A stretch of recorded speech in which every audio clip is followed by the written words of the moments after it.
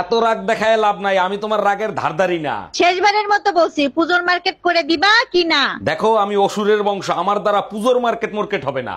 অসুর কিভাবে বধ করতে হয় আমি খুব ভালো করেই জানি। আজ মন চেয়েছে আমি হারিয়ে যাব। হিরে মিল্কি, তোরে আজকে এত খুশি খুশি লাগতেছে, কাহিনী কি?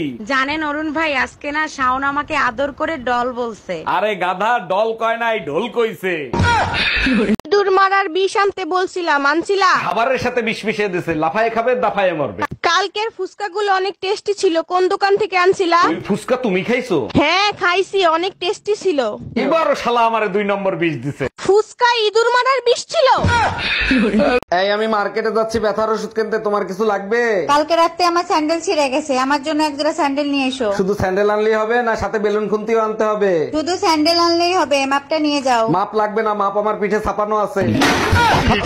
আচ্ছা বলো তো, একটা ছেলে আর একটা মেয়ের ভিতরে বড় ব্যবধান কোথায়? আরে বোকা, একটা মেয়ে 9 মাসে একবার মা হতে পারে। একদম ঠিক বলছো, এই কারণেই তোমাকে নিয়ে আমি গর্ববোধ করি। আর একটা ছেলে চাইলে 9 মাসে 270 বার বাপ হইতে পারে। এই শোনো, এবার তো পুজোর মার্কেট করতে পারবো না, তুমি তোমার বাবার বাড়ি চলে যাও। ছেলে মেয়ে কি সাথে নিয়ে যাব নাকি তোমার কাছে থাকবে? ছেলে মেয়ে ওদের মামা বাড়ি পাঠিয়ে দেবো, আর আমি আমার শ্বশুর বাড়ি চলে যাবো। আচ্ছা ঠিক আছে, আর আমি মুড়া ঝাঁটা দিয়ে তোমারে বরণ করে নিব। ডাক্তার, আমি আপনার নামে মার্ডার কেসের মামলা দিব। মার্ডার কেসের মামলা দেবেন? আমি কারে মার্ডার করছি? আপনার ওষুধ খেয়ে আমার শাশুড়ি মারা গেছে। ওষুধ কিভাবে খাওয়াইছিলেন? সকালে 1 চামচ, দুপুরে 1 চামচ। আর রাতে ওষুধ খাওয়ার নাই কেন? কেমনে খাওয়াবো? চামচ তো ঘরে 2টাই ছিল। ইস, ভাবিরে যদি পাইতাম, সারা রাত কি যে করতাম। ভাইজান মনে মনে কি চিন্তা করতেছেন? যা ভাবতেছেন সেগুড়ে বালি। আরে না ভাবি, আমি তেমন কিছু ভাবতেছি না। মেয়েদের তো চিনেন না, চোখ দেখলেই বলে দিতে পারে। নোংরা চিন্তা ভাবনা বাদ দেন। হ্যালো অ্যাম্বুলেন্স, জলদি চলে আসেন এই লোকেশনে। ঠিক আছে ম্যাডাম, এক্ষুনি আসতেছি। তার আগে বলেন কি হয়েছে? মেকআপ করার সময় নখের আঁচড় লাগছে গালে। আপনি কি পাগল হয়ে গেছেন নাকি? এর জন্য কেউ অ্যাম্বুলেন্স কল করে? অ্যাম্বুলেন্স আমার হাজবেন্ডের জন্য, আমার ওই অবস্থা দেখে তার হাসা উচিত হয় নাই।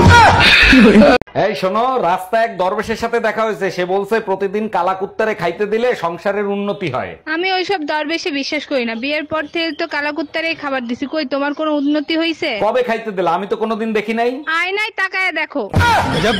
আচ্ছা শোনো, আমাদের বিয়ের কথা কি তুমি বাসায় বলছিলা? হ্যাঁ বলছি, কিন্তু বাসা থেকে রাজি হচ্ছে না, কি করব বলো তো? তুমিই তো বলছিলা তোমার এক কথাই নাকি তোমার বাবা মা রাজি হয়ে যাবে। আরে বাবা মা তো রাজি আছে, কিন্তু স্বামীকে বোঝাবো কি করে? ডাক্তার দেখেন তো ওর কি হয়েছে, রাত্রেবেলা ঘুমের ঘরে আমার নাম ধরে ডাকে। এটা তো খুব ভালো কথা, আপনার নাম ধরে ডাকে, তা সমস্যা কি? ডাক্তার সমস্যা হলো কালকে ওর বউ বাপের বাড়ি থেকে চলে আসবে। 1 মিনিট, তা আপনি কে? আমি পাশের বাড়ির ভাবি।